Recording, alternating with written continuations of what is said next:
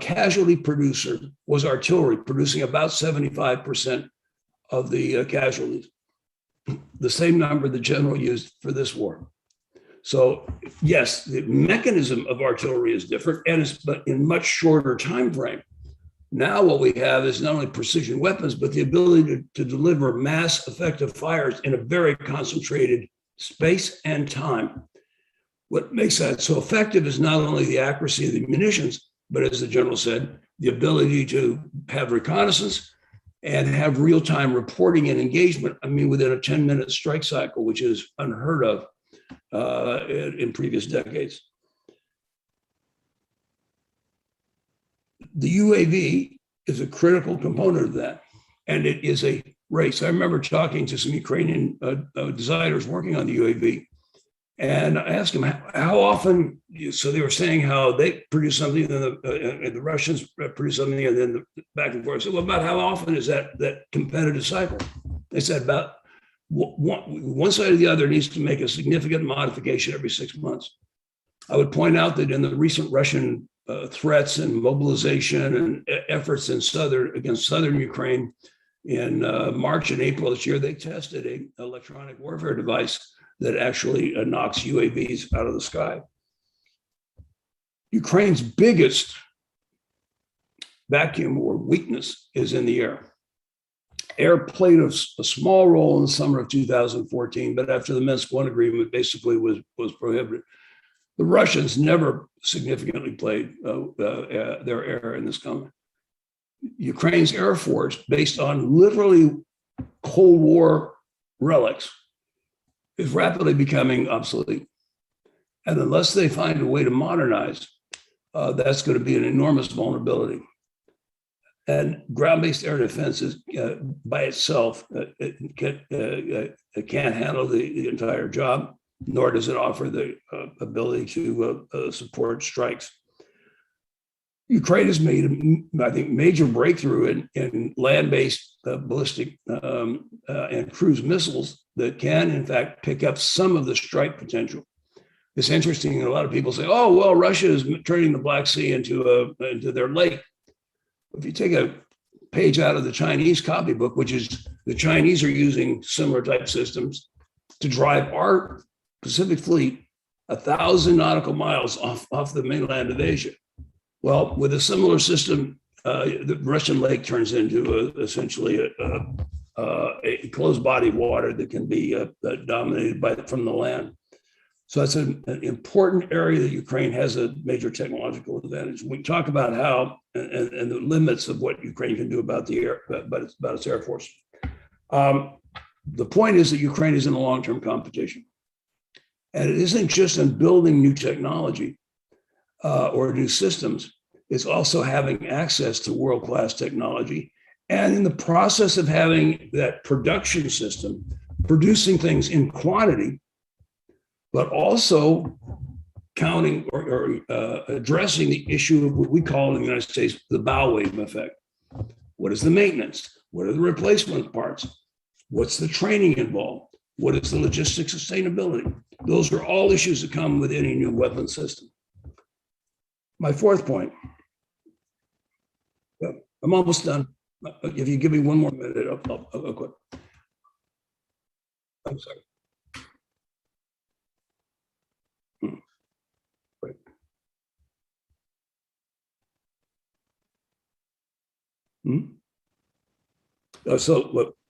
Yeah, please.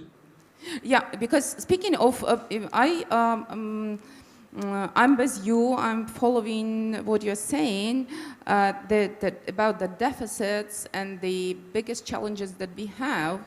But maybe you also can give your assessment of why understanding this, because the general and you are echoing each other in a lot of senses, and I heard the same statements from others, experts, military experts, acting colonels, generals in Ukrainian army. But understanding all of this, we still cannot fulfill the gap. Have you had a chance to assess, from your perspective, why we cannot do this? That was going to be my fourth point. But I'm glad you asked that because I'll even emphasize a little bit more. And then we can perhaps come back and I'm going to make a statements, but they really need to be more explained in more depth. So hopefully we can do that in the Q&A or something if people are interested. Ukraine is trying to do three things with its defense industry. It is trying to supply weaponry for its armed forces, but it is also trying to sell that weaponry around the world as a form of income for the country. In fact, Ukro-Boronprom, the last time I looked, it was at least 2016, 17, but in that period, Ukro-Boronprom paid more in taxes than they got in orders from the Ministry of Defense. Just think about that. So it is a significant form of income from the outside. Third, they have literally tens of thousands of people working there, and many of them are east of the Dnieper River. And it'd be silly to suddenly throw all those people out on the street. And yet, those legacy products and design bureaus and so forth need to be modernized and refreshed. Ukraine has some. I've visited probably 24 Ukrainian plants, design bureaus, so refit units and so forth, all the way from Lviv to Kharkiv. And quite, to be honest, I'm very impressed with Ukrainian designers. And your production facilities, though, even though they're somewhat old and could certainly be modernized, the challenge is one of pricing rather than cost, and of priority. Right now, you're balancing those three elements I mentioned. But to ask yourself, what would Stalin have done if he'd been running Ukraine and he was in this deal? He would have called national mobilization and produced, the quantities that were required. Ukraine, for a host of different reasons, and I'm not saying they're not legitimate reasons, tried to continue with basically their an already costly increase in defense spending, but not do national industrial mobilization of the kind that would require. So those are issues we should come back to. I'd like to finish. General Breedlove, former NATO commander, and myself. Just let me finish this one last sentence. Okay. And then I'll be quiet for the rest of the day.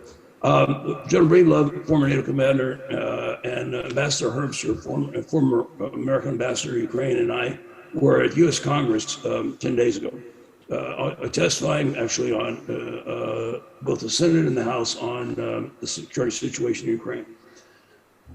It was interesting. We kept getting two questions for us, and I think that these are important questions for the audience. And I'm not going to say what the answer is, but I'll tell you what pretend to give the answer, just give the question. One of the questions was, why is it that Ukraine has those priorities, and why should the American taxpayer be funding equipment to Ukraine when Ukraine has a defense capacity that they're not currently using, and in fact are using it, or some of it, to sell to countries around the world? There's not a good understanding of Ukraine's rationale, at least in the United States. And the second question was, what are the inhibitions? What are the problems that get in the way from American defense industry having greater partnership with Ukraine? Like I said, I'm not sure I even have the answers to those, but I think over the next several years, it is critical that the Ukraine work on trying to help answer those for the United States and other partners that in the West who would like to see Ukraine succeed. Thank you very much, and apologize for taking too much time. Thank you very much, Mr. Carver. It was very interesting, and I believe that we are working during this conference also to find the questions to the same answers, those that you mentioned, and also those reflecting Ukrainian challenges. And here I go to Glenn Grant. with approximately the same question. And do you agree with the assessment of Mr. Carver? Why, first of all, why we have those challenges, or you have another point of view from your perspective and your experience of observing and assessing Ukrainian army capabilities? Thank you. Thank you. First of all, it's my birthday today. Oh my God, Glenn, I think this is the best present we could give to you. I'm 68, and I joined the army 52 years ago. So you can work out how old I was when I joined the army. And my first trip to Ukraine was to work with the Ukrainian Navy in Sevastopol in 2010. So 11 years ago. So I have a little bit of practice and experience from these things. I want to view this slightly differently from my colleague, my American colleague, and say that if you're Western and you're NATO, then you will view what has been happening in the recent wars as very little change, because the principles remain pretty much the same. But those are Western principles: surprise, economy of force, and some military principles like if you want to dominate the ground, you have to dominate the air first. Reserves in depth, and similar things like this. They are the same, but those are not the same principles as the Soviet principles. And I won't go through all of those, but just think about mass being a Soviet principle, and it's something that no country can now afford. What has changed and what is changing are the methods. And this is where it's important for defense industry, vital for defense industry, that defense industry does not become fixated upon weapons, but upon the method of delivering shit upon the head of the enemy. How do we do that best? Because if we fixate ourselves upon weapons, then we start looking at large ships.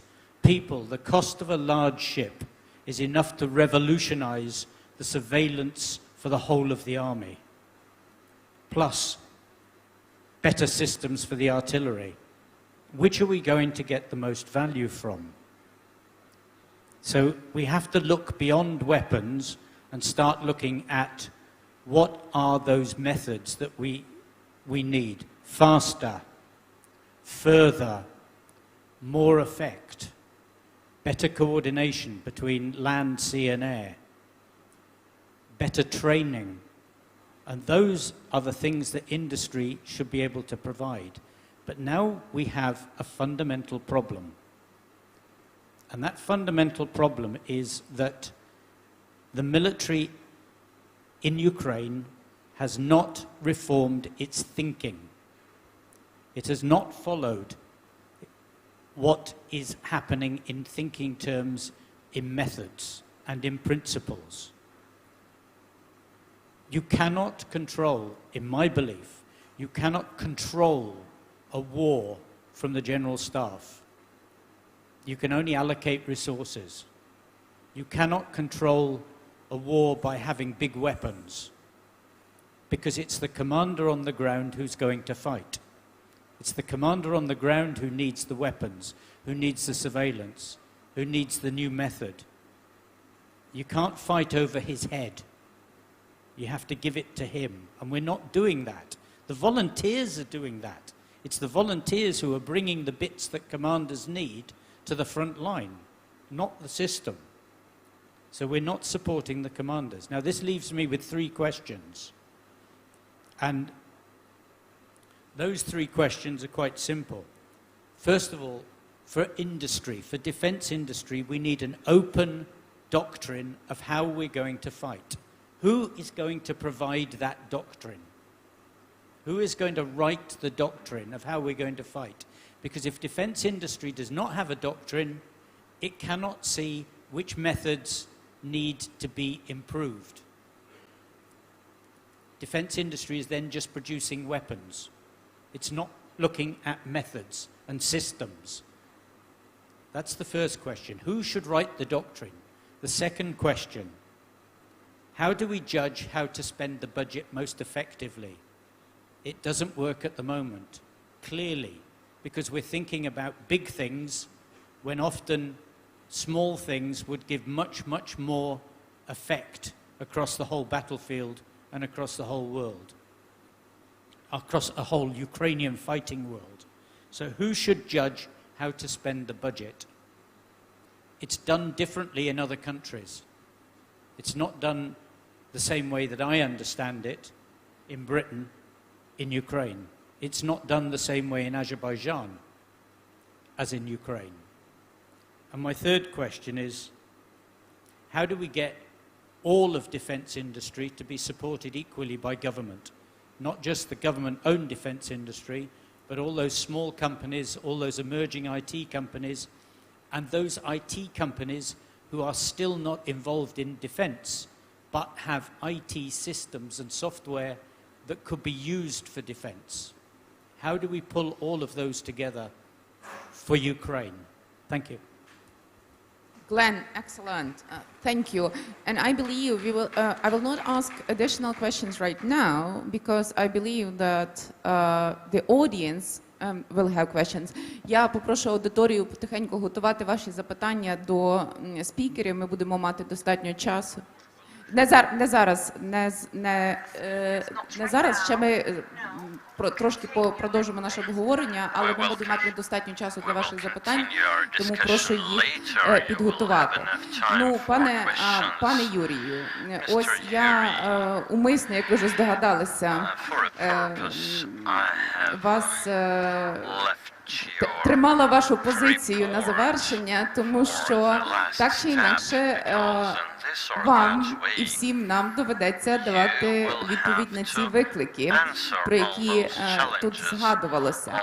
І от, власне, як ви сьогодні це бачите, і з огляду на те, що було сказано, і, звичайно, свого власного достатньо великого досвіду, what exactly should we do? Actually, I'm really interested in the questions of Glenn. How exactly should we have determined the way we're going to fight? Who is going to tell us all about the warfare system, about the systemic approach? You were Vice Minister of Defense, you had one approach, now you have another position, you have an inside look, so probably it has changed your attitude. That's the first point. Second point, being the head of state concern, Ukроборонпром, whether the state should support every player. I guess our position is really important here.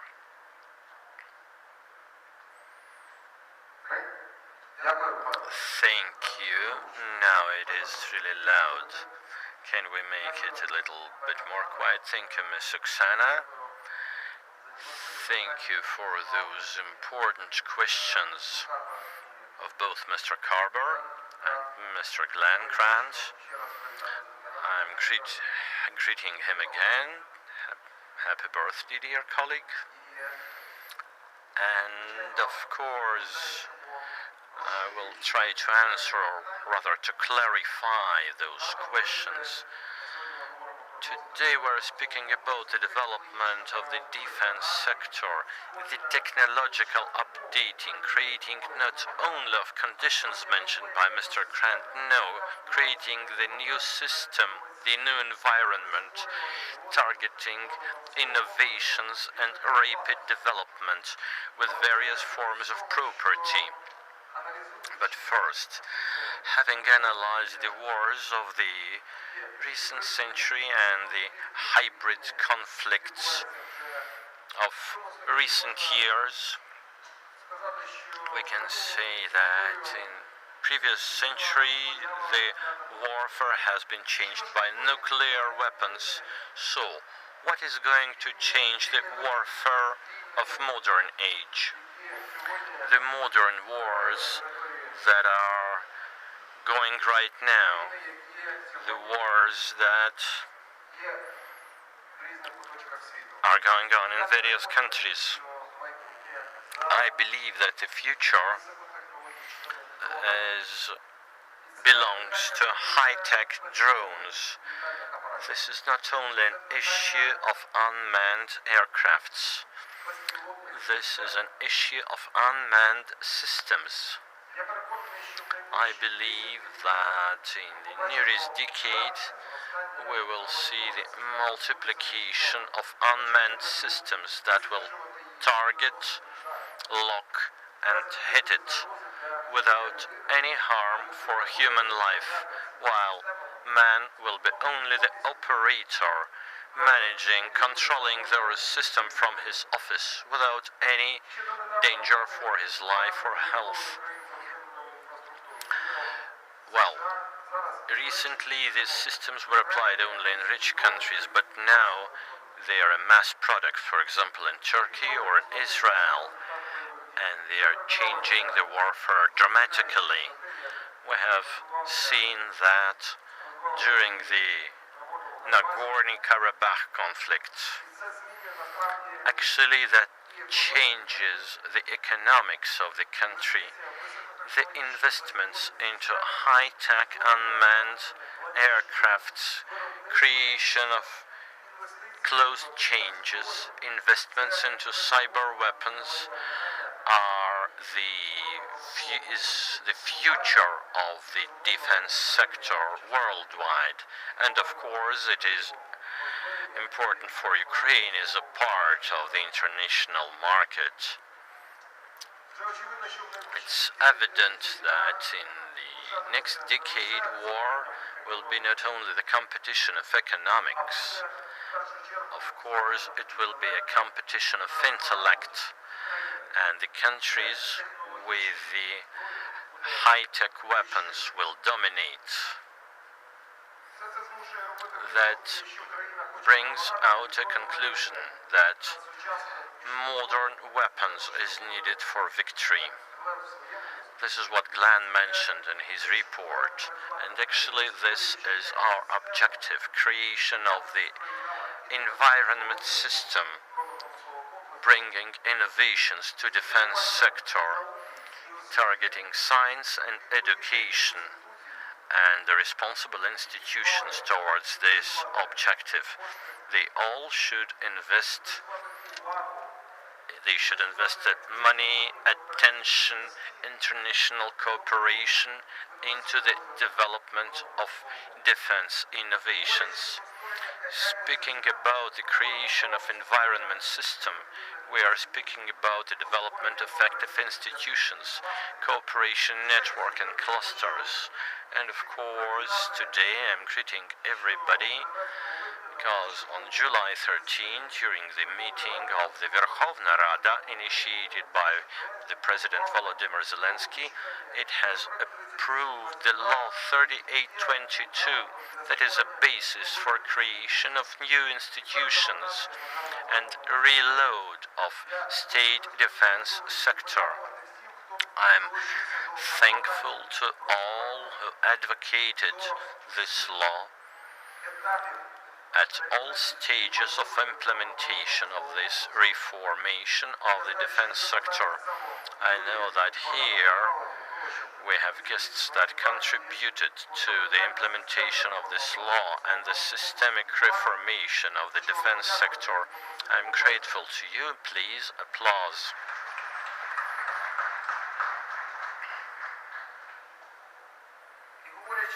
Speaking about the Law 3822 as an important reformation step, creating new institutions in the new environment system that should respond to the challenges mentioned by the General and Mr. Phil and Glenn, the Law 3822 enables the development of conditions for investment involvement, including foreign investments. It protects the defense institutions from corruption and direct political pressure. It joins together resources and technologies 118 facilities of defense sector are involved. 21 facilities are located in the occupied territory, so they have a new opportunity for renovation, technological transfer, and new options for investment into innovation development. Today, the reformation of the defense sector of our country and Ukроборонпром targets investments into not only the unmanned aircrafts, but also cyber weapons, cyber protection, and artificial intellect systems.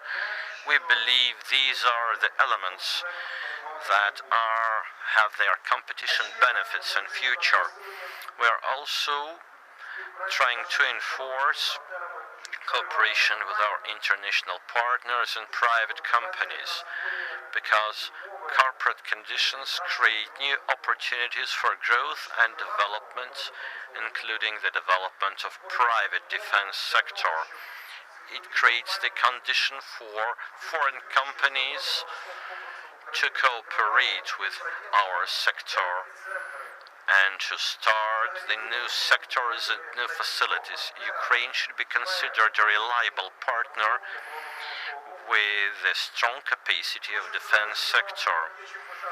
We have something to be proud of even today. We have summarized the results of our defense sector for the first 6 months of 2021, and the results are, I guess I don't know how to call them exactly, good results probably. All members of our facilities have contributed to these results. I need 3 more minutes and a half year for the reformation. Okay. So a few numbers. The total production in Ukроборонпром facilities have grown by 20% approximately, namely 19.5. Now there are 16.6 billion hryvnias, more than during the last 6 months of previous years. Exporters have the top level of export. We have made contracts for $400 million. It's 2.5-fold higher compared to previous year. We have shipped products for $300 million. The income from the foreign contracts with exporters is $317 million. This money has entered the economics of our country. So, summarizing, I would like to say that even today Ukraine is one of the 10 countries able to produce modern missiles and high-precision weapons. The tank and vehicle construction has a closed cycle, able to develop new tanks and armored vehicles. We are developing the new model of unmanned armored vehicles. So, not only unmanned aircrafts, but unmanned systems are the key to the future competition. They will dominate the countries and the armies that have no unmanned systems. You all know that about the successful tests of missiles like Vilha and Neptune missile systems. Now the Artem facility is experimenting the 155mm caliber. Together with our aircraft facilities, Progress and Antonov, we are developing new innovative products for the military of Ukraine. Altogether, that's all, considering the situation of 2014, when the army and the defense sector had a rather complicated situation. But now we have a splendid opportunity.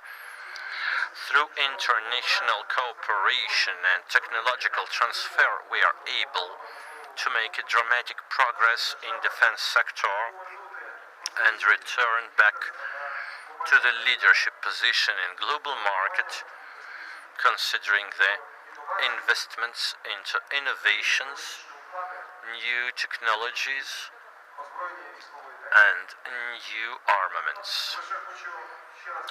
I'm thanking Ms. Oksana and the team for an opportunity to run a forum, a Lviv Security Forum, and the state concern Ukrbran-Prom thanks you too. We believe that these meetings will be held on a regular basis, and we promise that next year Ukrbran-Prom will not be a partner just because there will be no Ukrbran-Prom as the state concern.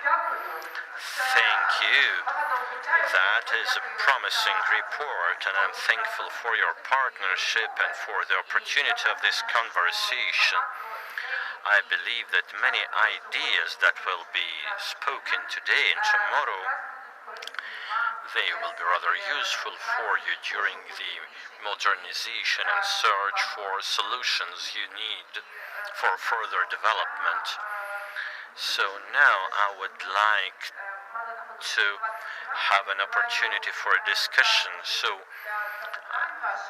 waiting for your questions, please raise your hands. There are volunteers with microphones who are ready to help you. Say your name and please tell whom exactly you are asking.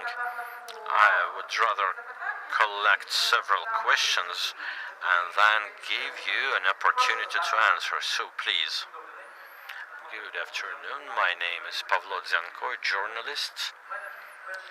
I have a question to Mr. Glenn Grant, and if there is a technical possibility to Mr. Philip Carver. Ukraine is fighting a war for 7 years. It is fighting Russia.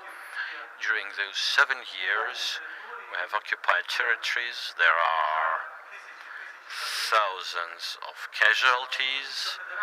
The Russian Federation and its aggressive policy, it has not only agents of influence here, it has not only its security agents, but it also has a party in our parliament, a pro-Russian party. So the question is, during the war, is it possible for Ukraine to sell the state institutions as a part of...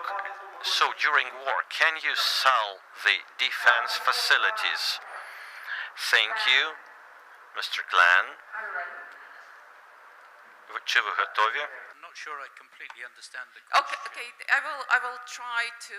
I will help you with the question. The question is that, considering that we are in war for 8 years already, can we corporatize the enterprises to Russia, like to дозволити Росії купувати?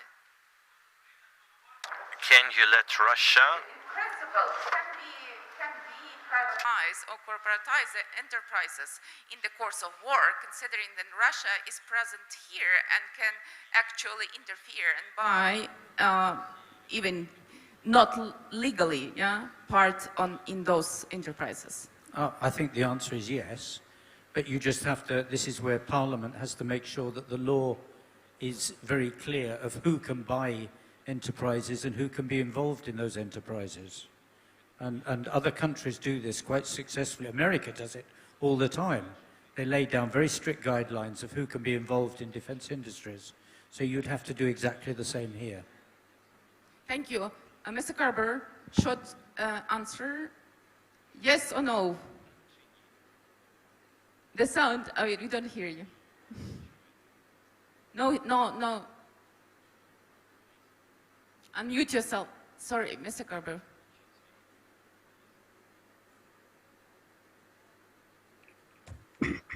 Short answer is yes, but. Okay, Thank you.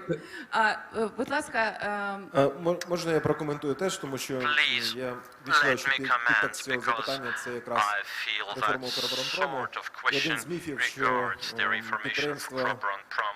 One оборонно-промислового of комплексу the будуть mythos продаватись is масово і that так далі, і так those далі. Це institutions, неправда, those тому facilities що will be sold. передбачено This is not реформою, true. що The reformation speaks that 100% that 100% of actions will belong to the state, namely the cabinet of ministers, and the state will actually foresee the future of those companies. So we are not speaking about the privatization in the law 3822. It is supported by many deputies. So there is no privatization. We are creating conditions for mutual partnership with our foreign partners. We're speaking about transfer of technologies and the chain of mutual projects and programs contributing to innovations. Speaking about the condition of the defense complex, in December of recent years, the debts are almost 14 billion hryvnias. Many facilities for many years were losing their importance for the defense sector. Of course, this issue requires attention of police. What is the reason of that bankruptcy processes? Actually, we are asking our legislation organs why exactly that happens, but the development can be developed only through private money. But I'm stressing it again, there is no privatization outlined in Law 3822. Thank you for this clarification. Now, I can see another question. This will be question 2. There will be question 3. So please, the microphone goes here. Thank you, Gleb Kanevsky, head of expert organization. I'm asking Mr. Yuri. The law 3822, it will be an effective law. We have great beliefs in investments. So my question regards whether you monitor the situation. Whom exactly do you want to work with? Local investors, foreign investors? What exactly can you suggest to your investors? Mr. Yuri, let us collect 3 questions and then we were going to answer. I'm just asking for short answers. And there is also a question here. So here we got question 2 and question 3 there. Mikhailo Shtekel, Radio Freedom. A question to Mr. Gusev about the cartridge facility. For 7 years the war goes on and on, but we still don't have any facility for cartridges, for ammo. And here are the volunteers. Oleg Panchuk, Channel 24. I have a question to Mr. Alexander and to Mr. Yuri. Today you have spoken that we are starting an epoch of recon drones, strike force drones, and you reminded the Azerbaijan experience, the Nagorno-Karabakh conflict, about the Turkish Bayraktar drones that have destroyed many Panzer S missiles. So, I have heard that by the end of this year we are going to receive 35 Bayraktar complexes. Possibly I'm mistaken. You have said that we have gaps in air defense. So the question is, how many Bayraktars we need? How many unmanned aircrafts we need to fix those gaps in the aircraft sector? Can they replace the strike force aircrafts? We are going to the next session of our questions. Please try to answer during 1 minute so that we can make a few rounds of question and answers. So Mr. Yuri, 2 questions for you. Actually, three questions for you. I would start with the ammo facility. A month ago, we have signed an agreement in presence of the Canadian ambassador. We have signed an agreement of cooperation. We are constructing a cartridge manufacturing facility in Ukraine. We're expecting that during the nearest future we are going to see the plan, the perspective of this cartridge manufacturing plant. So through investments we are going to do it.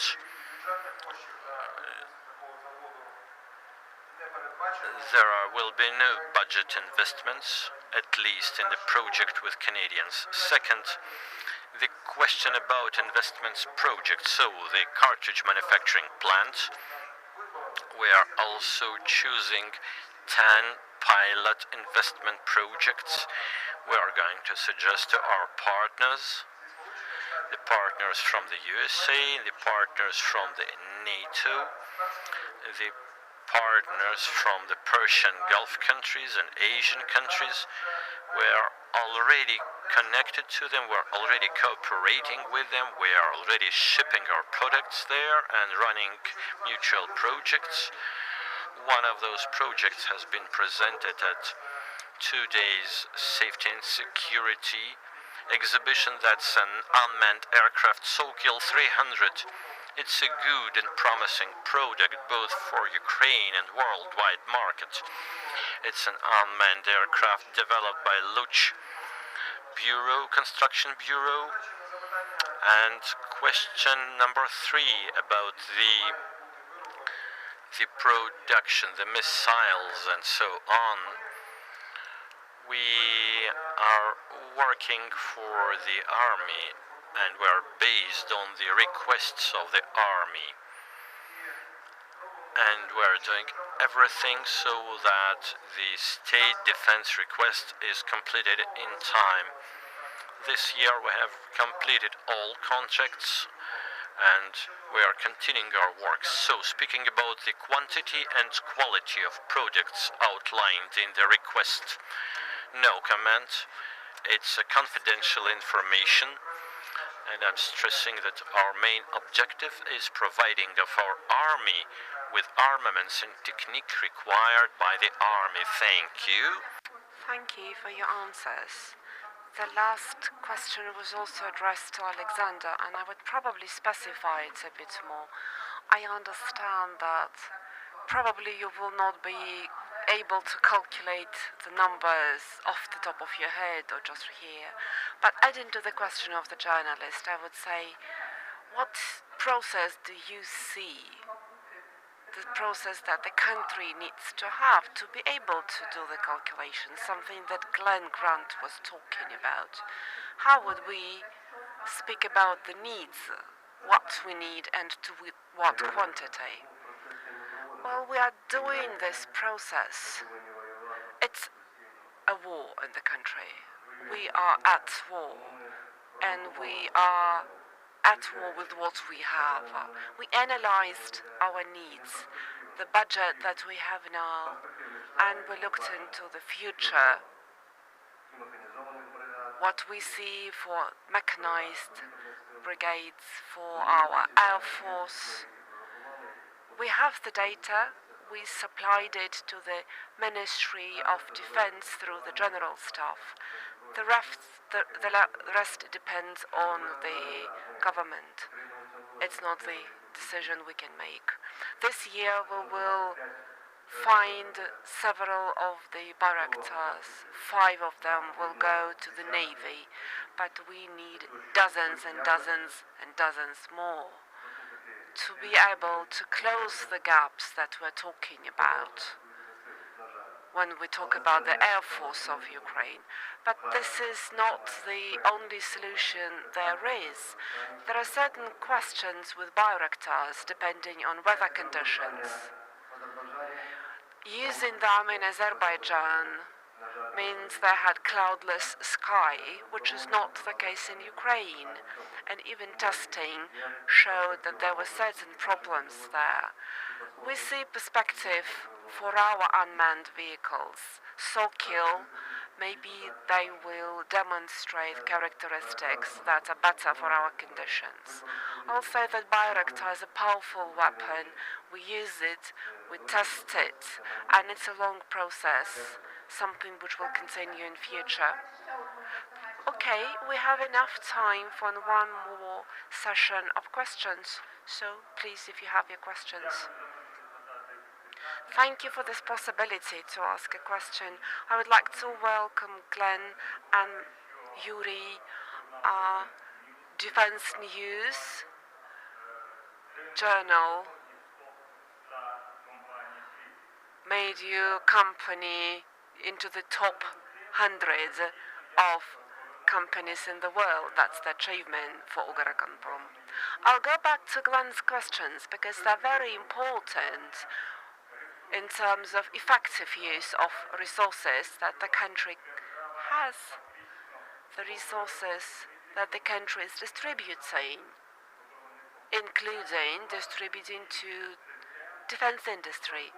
How do you see this distribution system? And then most importantly, the system of controls, because that can be the basis for future legislation.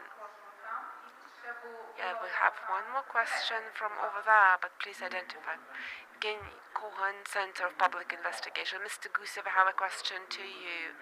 You said that Ukrainian ammunition and weapon will be competitive in the world market. That needs a lot of expenses on scientific research, on development. How do you know that, since you're a concern? What are the perspectives of such investigations?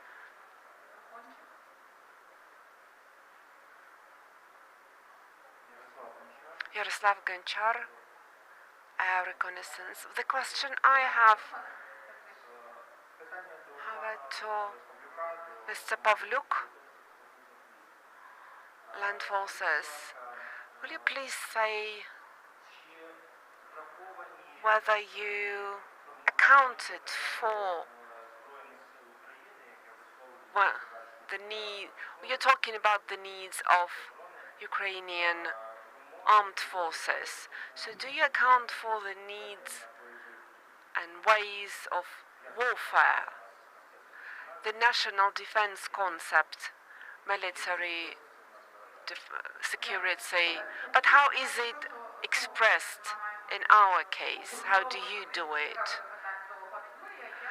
We have again a series of questions to Mr. Gusev, and I would like you, when you're answering these questions, come up also with some of the concluding comments, and then I will come back to Alexander, Glenn, and Philip.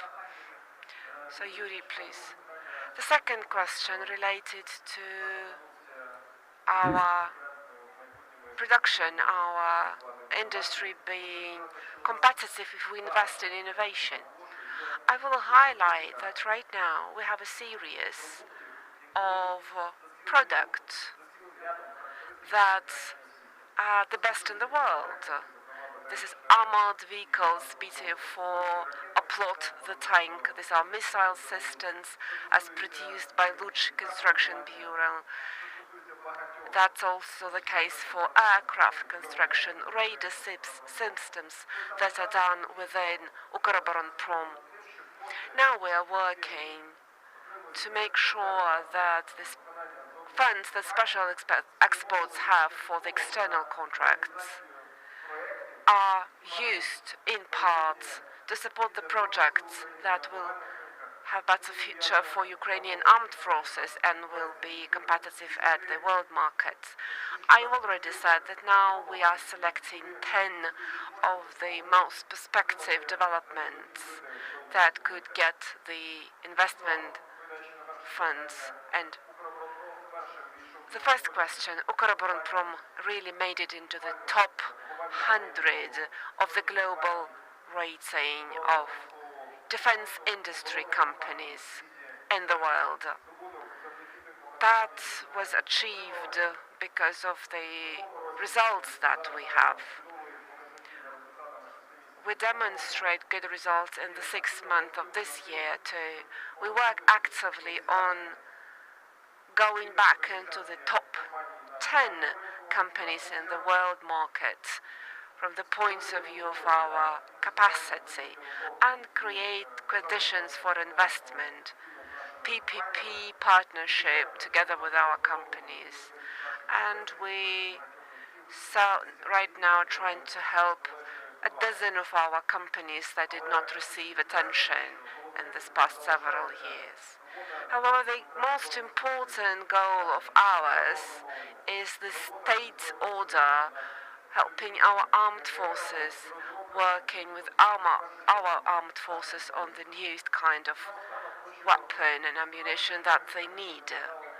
We never mentioned today about another big holiday. It's the day when the national sovereignty was proclaimed in 1990.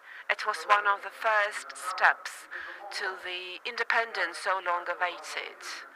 And I will again say that independence is important and it's impossible without armed forces. And effective armed forces are impossible without effective defense industry, and we continue working on that. Thank you for such inspiring closing comments. Alexander, and then if Philip is with us, please join him in for the next comment. Alexander, the floor is yours. We have a classification of tactical, operational, and strategic level for the unmanned aerial vehicles. We identify brigades, operational command, which need such aircraft for their tasks. We've done the calculations and we've applied for the equipment. Philip, Mr. Carver, are you with us? Unmute yourself just in case. And this is your final minute for the remarks, for your concluding remarks, what you learned from the discussion, or maybe in general, what you would like to emphasize at the end.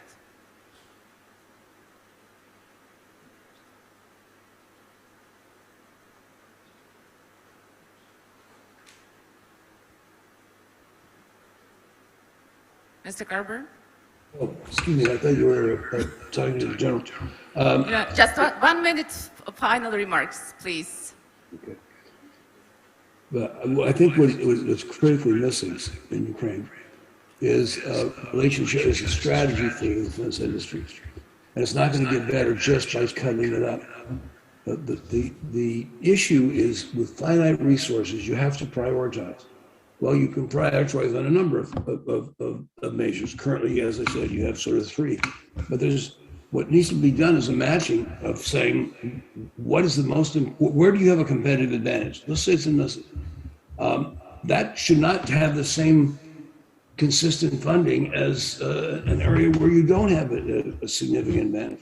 The second point is you need to then find, in certain areas, partners that it's not who can bring to Ukraine technology. And so that what's, in my view, desperately needed is not just waiting for the military to give their requirements, because if they don't have the resources to buy them, they can pass a requirement that's 1/3 their need because that's all they can afford. So the country itself needs a strategic dialogue, looking at the relationship between what you have, what you need, and the key priorities where you have a competitive advantage and the areas where you need to get help. Lastly, I'd like to make a point about, Glenn made a point, but I just think it needs to be corrected, at least from my own perspective.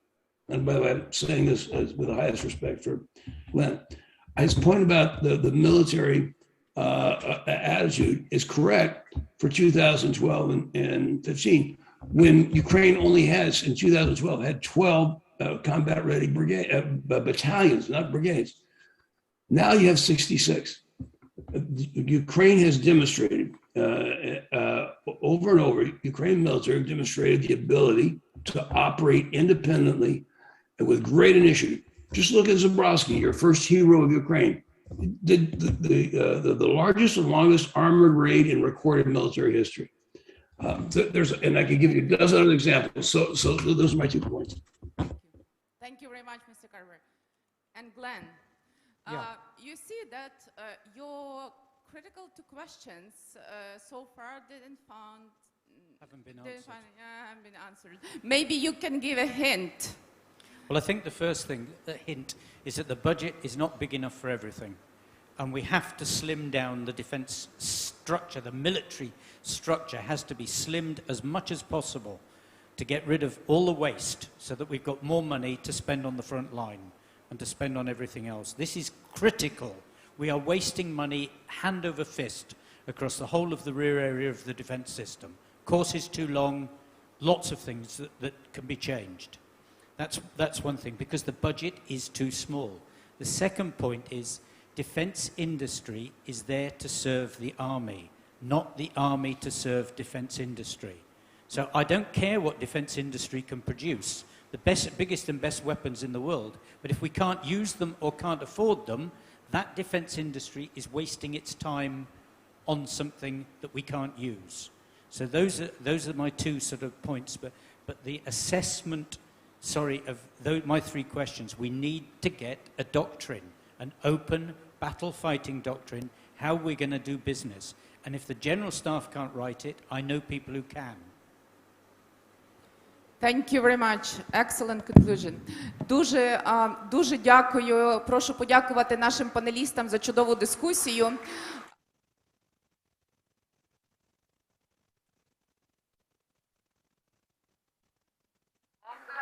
I just want to say that our next discussion will be kind of a crash test to what we've been talking here about, because we will be discussing things from a different angle, and I think it will be very interesting.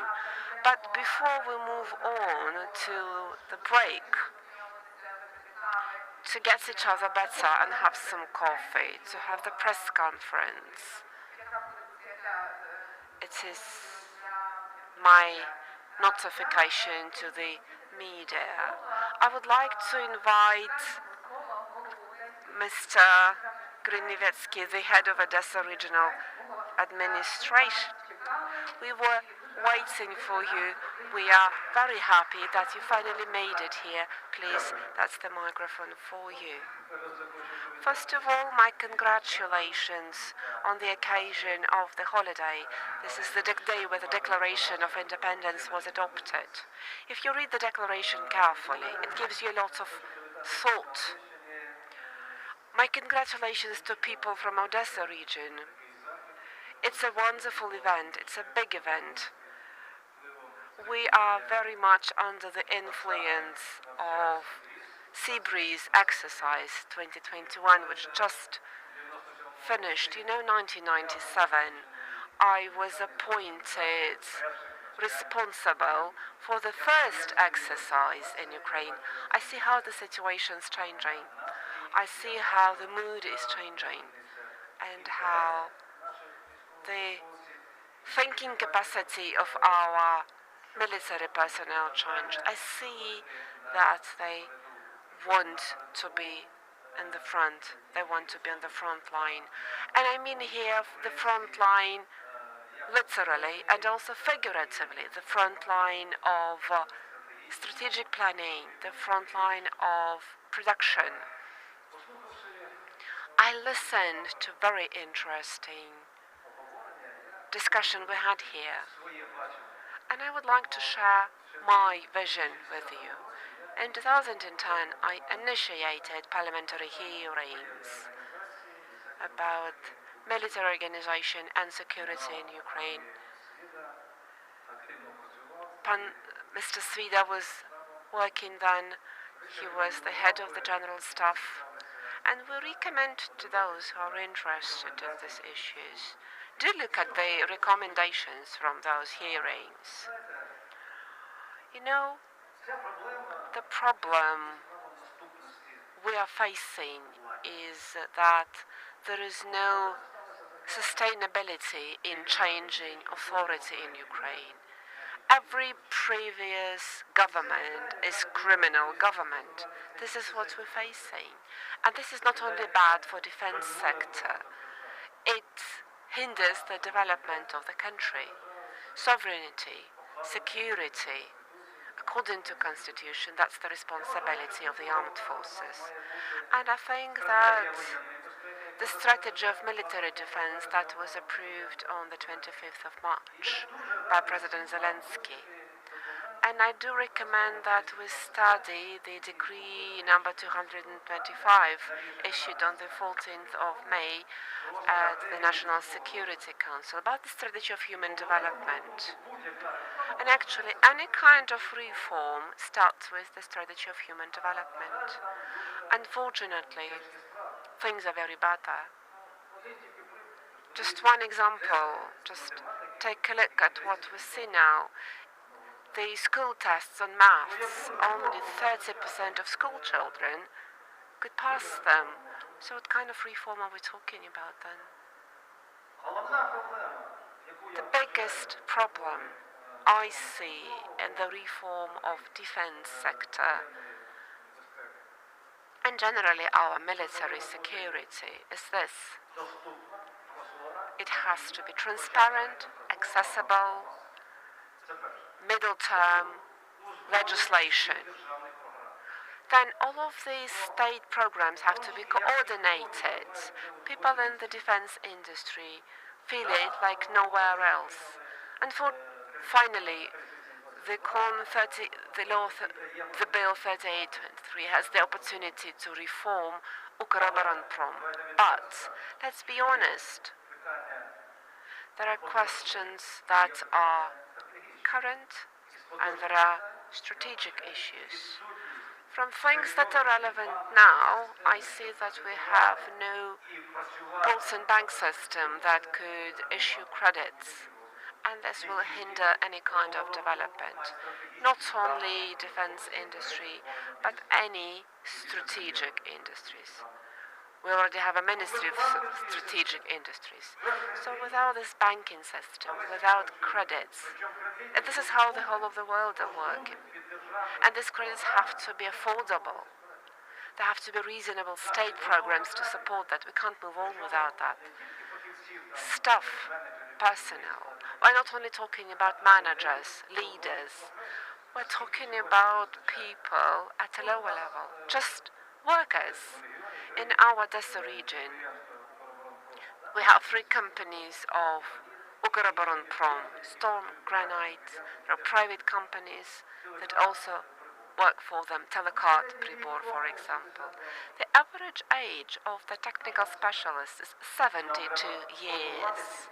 That's the sad truth. And we need to train people in these areas. Another moment that's important, I think, that if we're talking about reform in the defense industry, we need to first reform education.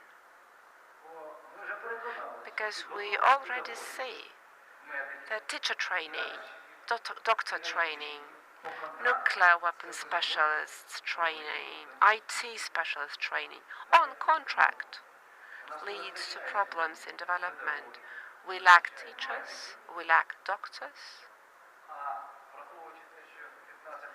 and we have 50 nuclear power plants. And human factor is very, very important there. How do you deal with that? It's my pleasure to be part of this specialist discussion. I'm very honored that you selected Odessa for that. You know that we have all branches here, the Navy as well. We have decentralization, territorial reform. So the task for the government is to create modern infrastructure. And I see several possible developments here. This is the program of the president, big construction. Today we commissioned a new takeoff runway and the terminal. So Odessa really is becoming an international airport. But if we go back to security issues in the Black Sea, and we see now an absolutely new security architecture in the Black Sea, and we did feel it during the sea breeze exercise. We need infrastructure projects, the bridge over the Belgorod-Dnistrovsky salt lake to provide security for that area. We need a modern road from Odessa to Kherson. My colleagues here, we talked about that many times. To make sure you can maneuver and deploy safely and quickly. We need a modern airport in Izmail. I'm sorry, Mr. Grunevetsky, we're very much behind the timeline. Yes, Oksana, but these are issues of state importance, yes, but we won't have enough time to discuss all of the issues of state importance. Okay, I would like to highlight once again that your initiative, that of the Lviv Security Forum, to have this event in Odessa is highly appreciated. And we will say again that Odessa and Lviv are sister cities. I'm sorry, thank you, but we really have a lot of important questions that we need to discuss. Now, there's nothing between you and your coffee break. So please enjoy your coffee. Let's try and catch up and do come back at 11:30. And now the journalists, you know where to go, or the volunteers will bring you to the place for the press conference.